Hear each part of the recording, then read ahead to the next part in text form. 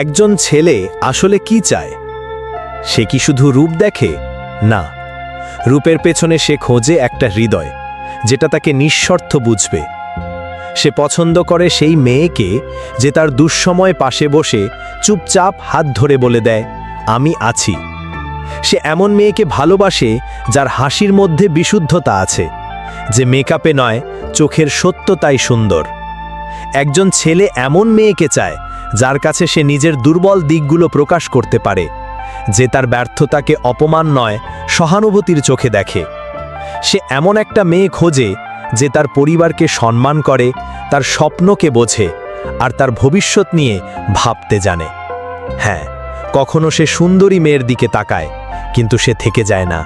সে থেকে যায় সেই মেয়েটার সঙ্গে যে তার আত্মাকে ছুঁয়ে যায়।